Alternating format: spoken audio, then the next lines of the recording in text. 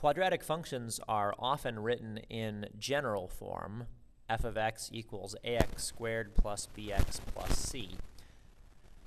Exact transformations of the function are not readily seen in the general form. So in order to identify the vertex, you would have to complete the square of the quadratic, which is not something we're going to cover. If you were to complete the square of the general form, then you would obtain an equation that will allow you to find the x-coordinate of the vertex.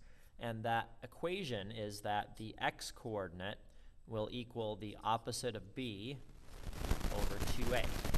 So that equation will always give you the vertex of any quadratic equation.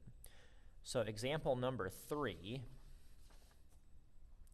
f of x equals negative x squared minus 2x plus 1. So if we want to graph this, let's find the vertex. Okay, vertex, we're going to use the vertex formula, opposite of b over 2a, same b and a that we used for the quadratic formula. So x equals, b is negative 2, opposite of negative 2 would be positive 2,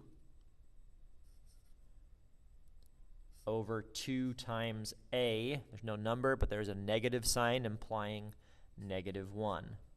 So this is 2 over negative 2, which is negative 1.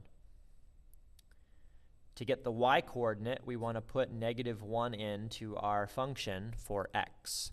So we have y equals negative from the equation, and then negative for x squared minus 2, replace x with negative 1, plus 1. Okay, be very careful when you enter this, that way you get the negative signs correct. So you want to square negative 1, which is positive 1.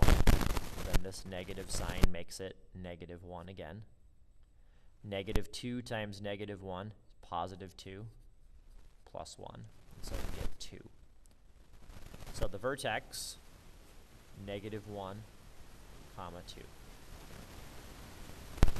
The axis of symmetry, x equals negative 1. The y-intercept, this is about the only thing that's easier on the general form. If I put 0 in for x, I get 0 squared, minus 2 times 0 is 0, plus 1, and we get 1 for the y-intercept, so 0, comma 1.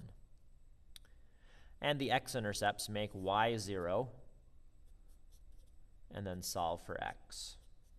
Okay, so you can try factoring, or you can use the quadratic formula. If we use the quadratic formula on this, we'll have x equals, opposite of b is positive 2, plus and minus the square root of negative 2 squared minus 4 times negative 1 times 1, all over 2 times negative 1. Okay, underneath the square root, we have 8.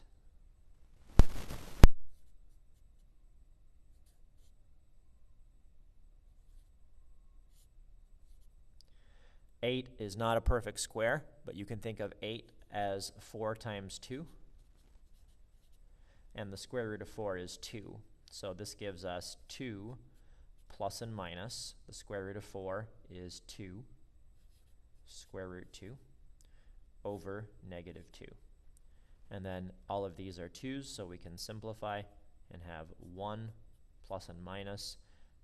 Because of the square root of 2, we can just say 1 square root 2, which is square root 2, all over negative 1. And last thing, if I divide by negative 1 to get rid of the denominator, negative 1.